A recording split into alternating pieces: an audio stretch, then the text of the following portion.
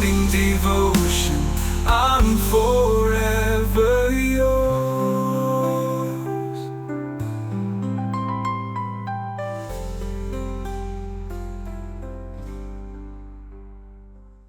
Praise the Lord. Hallelujah. കർത്താവ് നിങ്ങളെ ധാരാളമായി അനുഗ്രഹിക്കട്ടെ. അപ്പോസ്തല പ്രവൃത്തികൾ ഇതിന്റെ 3-ാം അധ്യായത്തിന്റെ 6-ാം വാക്യം ഇങ്ങനെ പറയുന്നത്, വെള്ളിയും പൊന്നും എനിക്കില്ല, എനിക്കുള്ളത് നിനക്ക് തരുന്നു, നസറേനായ യേശുവിന്റെ നാമത്തിൽ എഴുന്നേറ്റ് നടക്കാം. ഇത് പത്രോസ് സുന്ദര ദേവാലയ ഗോപുരത്തിന്റെ വാതിക്കൽ ഇരുന്നവരോട് പത്രോസ് പറഞ്ഞ വാക്ക്. എന്നാൽ അതിന് തൊട്ടു മുമ്പ് 4-ാമത്തെ വാക്യം ഇങ്ങനെയാണ് പറയുന്നത്, അവൻ വല്ലതും ലഭിക്കുമെന്ന് കരുതി അവരെ നോക്കി, അവരെ ഉറ്റുനോക്കി. എന്നാൽ 5-ാം വാക്യത്തിൽ പത്രോസ് പറയുക, ഞങ്ങളെ നോക്കുക. അപ്പൊ അവിടെ നമുക്കറിയാം, ശാലോമോൻ ദേവാലയം പണി കഴിപ്പിച്ചിട്ട് ശാലോമോൻ പറഞ്ഞൊരു കാര്യമുണ്ട്, കർത്താവേ, ആരെങ്കിലും ഈ ആലയത്തിലേക്ക് നോക്കി പ്രാർത്ഥിച്ചാൽ അവർ പ്രാർത്ഥിക്കുന്ന പ്രാർത്ഥനയ്ക്ക് നീ മറുപടി കൊടുക്കണം.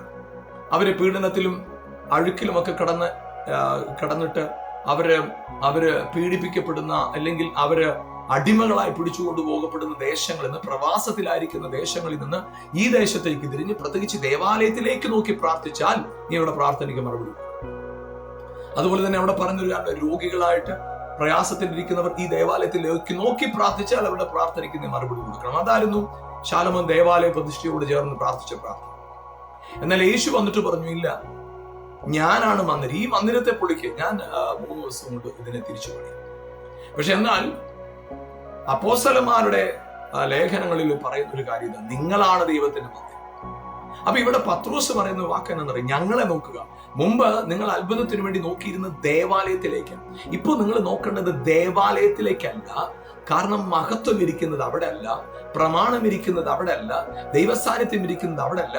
യേശുവിനെ ക്രിസ്തുവെന്ന് വിശ്വസിച്ചവനിലാണ് ദൈവസാന്നിധ്യം ഇരിക്കുന്നത്. അതുകൊണ്ട് ഇങ്ങോട്ട് നോക്കുക, ഇങ്ങോട്ട് നോക്കുക.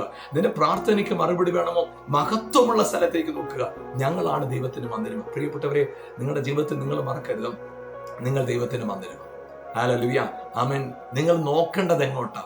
ആമേൻ. ഏതെങ്കിലും ഒരു പ്രത്യേക സ്ഥലത്തേക്കല്ല, നിങ്ങളിൽ വസിക്കുന്ന ദൈവത്തിലേക്കാണ്. നിങ്ങളുടെ അകത്ത് കർത്താവ് ഇരിപ്പുണ്ട്, നിങ്ങളിൽ ദൈവം വസിക്കുന്നു. അകലെ നിങ്ങളുടെ ജീവിതത്തിൽ, നിങ്ങളുടെ യാത്രയിൽ ഓരോ സ്റ്റെപ്പിലും ഈ ബോധ്യത്തോടെ, ഞാൻ ദൈവത്തിന്റെ മന്ദിരമാണ്, കർത്താവ് എന്നിലാ വസിക്കുന്നത്. ആമേൻ. എന്നെ ഒരു അത്ഭുതമാക്കി അവൻ മാറ്റിയിരിക്കാം. ആ ബോധ്യത്തോടു കൂടെ മുന്നോട്ട് പോകാം. God bless you. ആമേൻ.